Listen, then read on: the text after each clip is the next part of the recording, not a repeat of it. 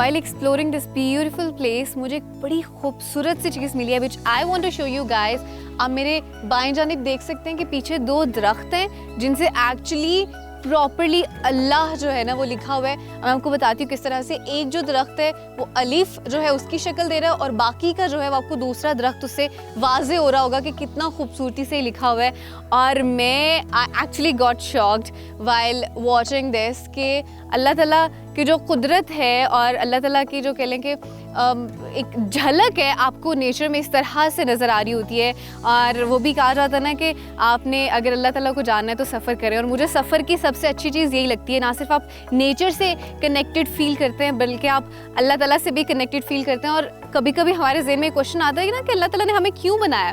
तो बेसिकली अल्लाह ताला ने हमें इसलिए बनाया कि ये जो कायनात अल्लाह ताला ने बनाई है हम इसको देखें, जानें, इसको समझें, एक्सप्लोर करें और उसमें अल्लाह को तलाश करें. और जब इस तरह की जगहों पे आती है ना तो फिर इस तरह की चीज़ें जब मिलती है तो फिर आपका जो बिलीव अल्लाह ताला पे वो स्ट्रॉन्ग हो जाता है.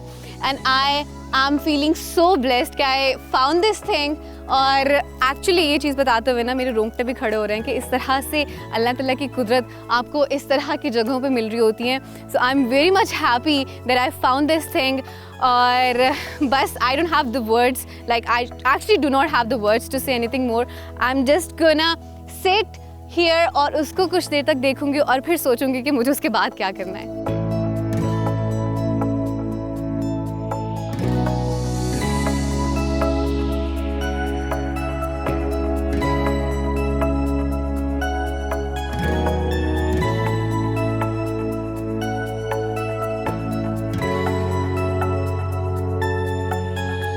I'm going back towards my bike. और जो उधर प्रिंडला विलेज में मेरा टाइम गुजरा है ना, that was so amazing. And actually I was so astonished on this thing as well कि अल्लाह ताला ने किस तरह से सारी चीज़ें प्री प्लान की होती है. आई तो मैं इस रास्ते पे थी कि आगे मुझे पंचपीर रॉक्स जाना था, लेकिन इस रास्ते से मैं जा नहीं सकी because it was so much difficult. लेकिन अच्छी चीज़ ये होगी कि मुझे यहाँ पे वक्त गुजारने का जो टाइम है वो मिल गया, मौका मिल गया. So I spend the time in here which was so amazing. So इस चीज़ पे ना मेरा बिलीव और बढ़ गया कि अल्लाह ताला ने सारी चीज़ें आपके ना अच्छे के लिए कुछ प्लान की होती हैं. सो अभी जो है ये रास्ता we gonna skip because it's kind of risky. I am not gonna go there. So हम लोग जो हैं दूसरा रास्ता लेंगे, वो जो हमें पता चला था जिस रास्ते के बारे में, उस रास्ते के through we would be going towards Panchpir rocks. लेकिन यहाँ पे वक्त एक छोटी सी ब्रेक लेंगे और ब्रेक के बाद I am gonna meet you on the way towards Panchpir rocks. Let's go.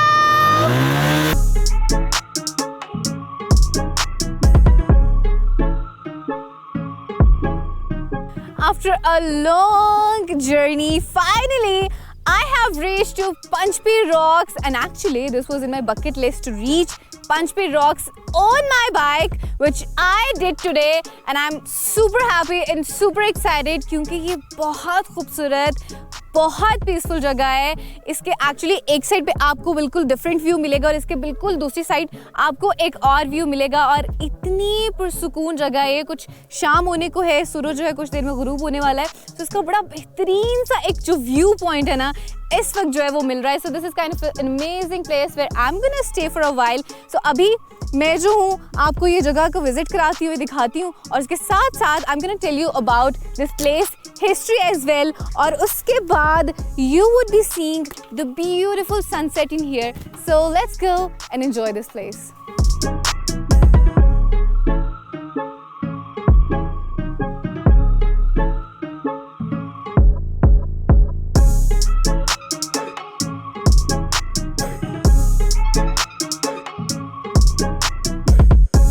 Let's enjoy the beautiful side of Panchpir Rocks!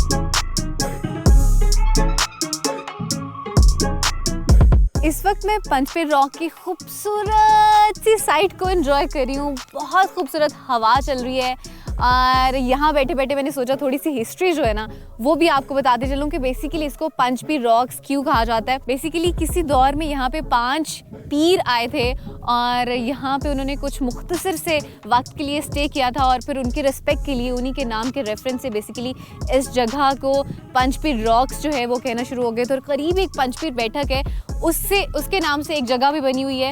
और अगर यहाँ पे बताऊँ ना तो स्पेसिफिकली उस जगह पे आके लोग दिया भी जला रहे होते हैं, दुआ भी कर रहे होते हैं और नज़रो न्याज भी यहाँ पे हो रही होती है। सो ये तो थी इस जगह की हिस्ट्री और अब it's time to enjoy this beautiful place. आप देख रहे होंगे मेरे बाल किस तरह से उड़े क्योंकि हवा बहुत अच्छी चल रही है इस वक्त और जो सूरज का इस वक्त नज़ारा है ना वो अनएक्सप्लेनेबल है। मेरा नहीं ख्याल कि मैं उसको वर्ड्स में एक्सप्लेन कर सकती हूँ या कैमरा उसकी खूबसूरती को एंजॉय कर सकता है। सो इट्स बेटर कि मैं यहाँ बैठ के अपनी आंखों से उसको एंजॉय करके उसका जो जितनी भी मेमोरीज है उसको कैप्चर करूँ and let's just do it.